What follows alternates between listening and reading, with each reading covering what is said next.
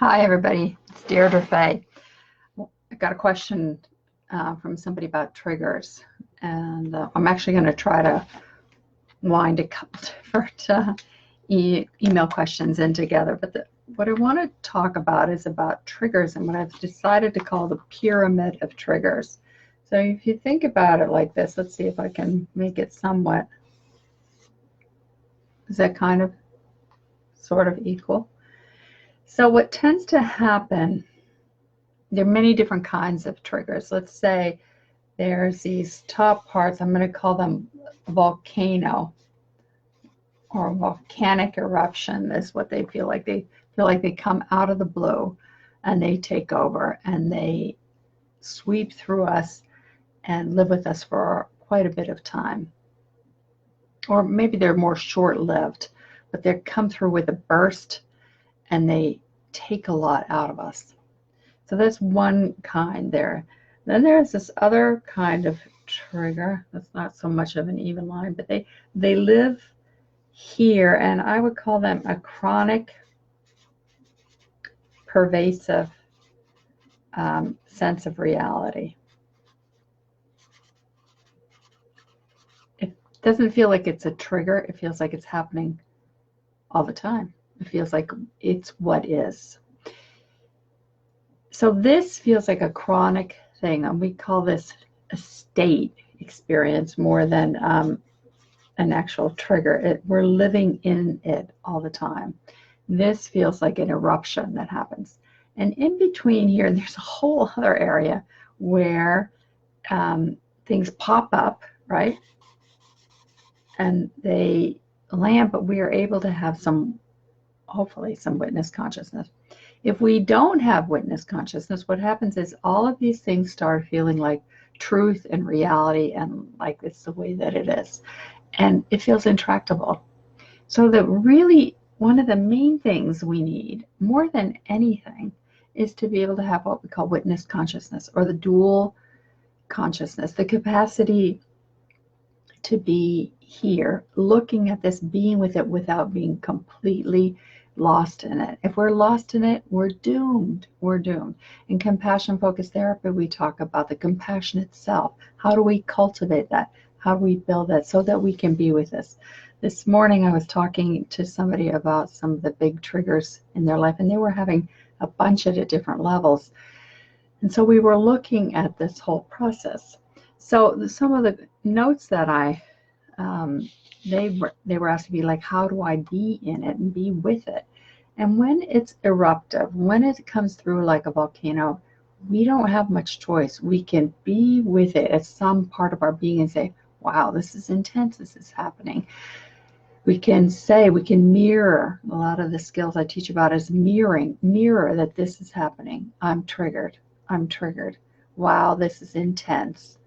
I'm triggered. Anything that we can do. But when we're in this state, we almost don't have any choice but to be in it.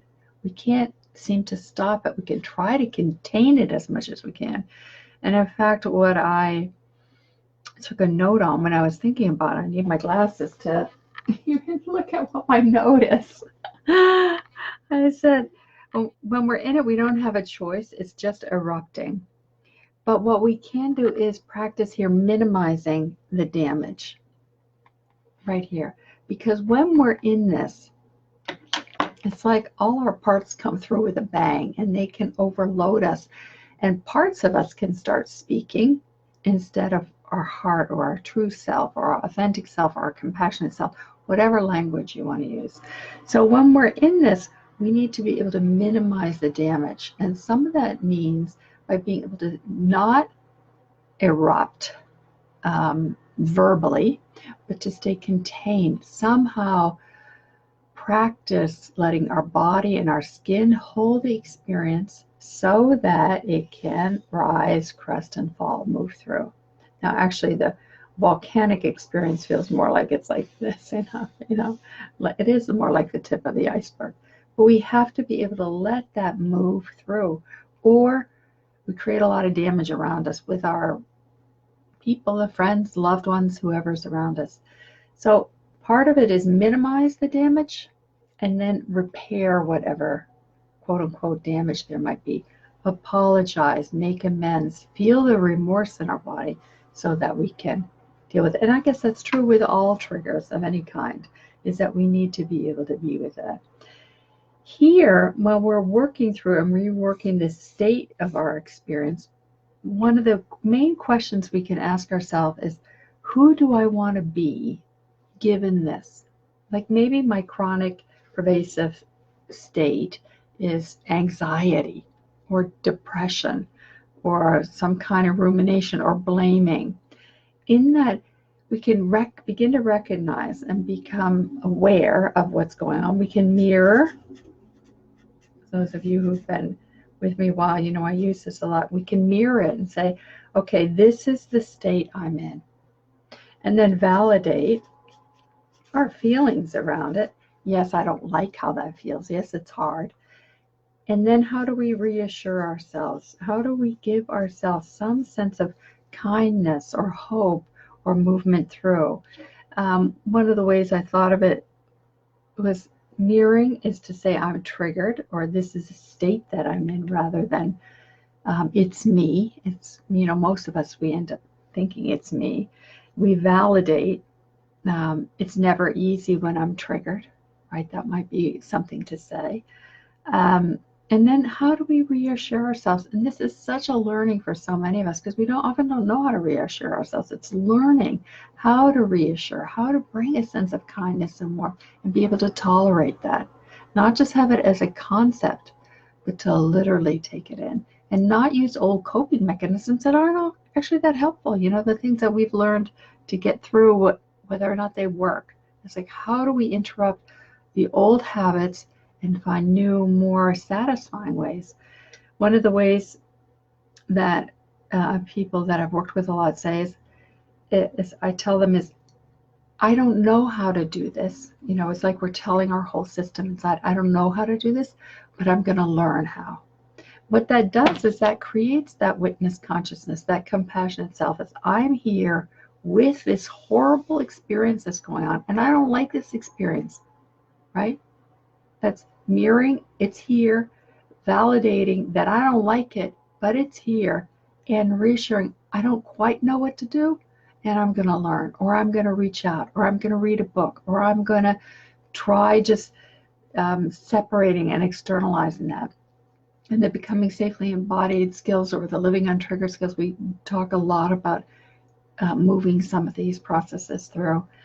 So these are these, if I think of it as the pyramid of triggers, that's what it is, the volcanic eruptions, the state that becomes a chronic way of being, and then these many different ways that we get erupted throughout the day.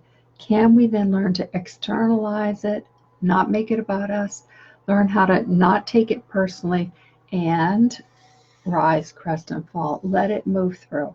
Let our body move through it. And many of you have heard the many different videos I have. They're all on YouTube or on the Facebook page. They offer different practices to help with that. So Andrea is saying, so freaking hard, but possible. Yes, yeah, you know that well, and it's very true, right? And yeah, thanks, Sunil. Thanks for being here too. Yeah, I want to actually bring Sunil on at some point, and he's this really amazing human being. I want people to know about him and the work that he's doing. So we will have, we'll definitely have Sunil come. So that's this. Maybe as a little bit of homework, think about where you are. How do you get through when volcanic eruptions happen? How do you deal with your everyday triggering? And what happens if you're in a state? How do you do that? And let's post it and help each other with how you work it through. All right, my dear friends, always a pleasure to be with you.